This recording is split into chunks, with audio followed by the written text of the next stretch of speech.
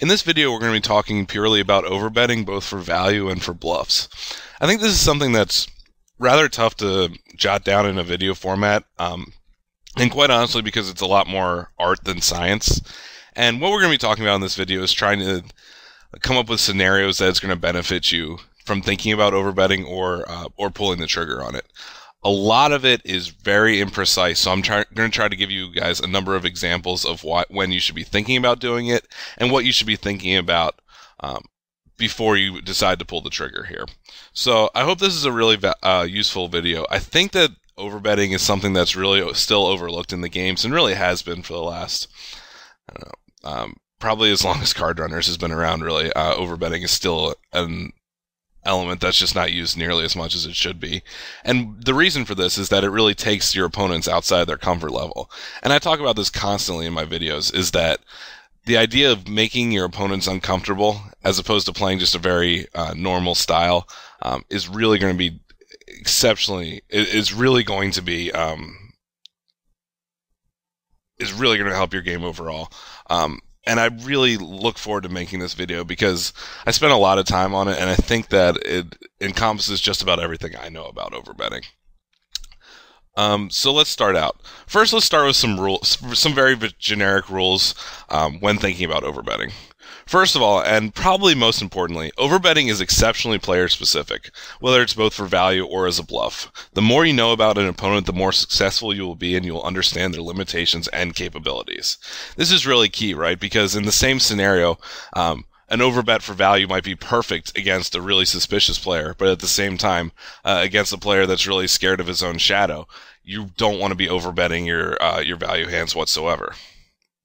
Secondly, because of this, your ranges do not necessarily need to be balanced, nor really should they be based on players or situations. I think that this is one of the most overvalued ideas in poker, particularly at the lower and mid levels, is the idea that you need to balance absolutely everything. Now, if we're playing in a lineup with Dern, Phil Galfond, and Taylor, and IROC, and a bunch of the other great CardRunners pros, then certainly being balanced is exceptionally important, and they'll completely exploit you if you're not. But the truth of the matter is, if you're probably watching my videos, there's a very good chance that you're playing against guys that are just completely imbalanced in a lot of situations, and that's fine. They're playing imperfect poker, which we all are, really. But at the same time, they just have so many flaws in their games that being balanced is really going to be a mistake. At best, you want to be balanced maybe against the top 5 or 10% of players you're playing against. And even then, you don't need to be balanced in all situations.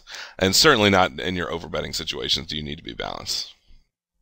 Third, it's important to take notes when you overbet, specifically when you're called, whether you accomplish your value goals or you're called in a bluff.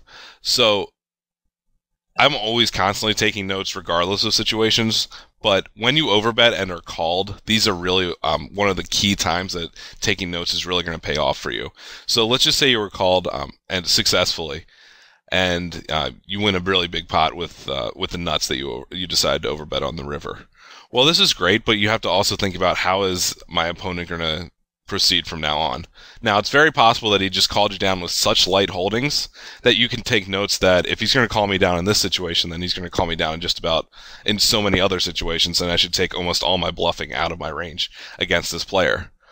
Likewise, if he catches you and he just caught you with the very top of your range, with the very top of his range. So maybe you overbet into the nuts, or you overbet into quads or something.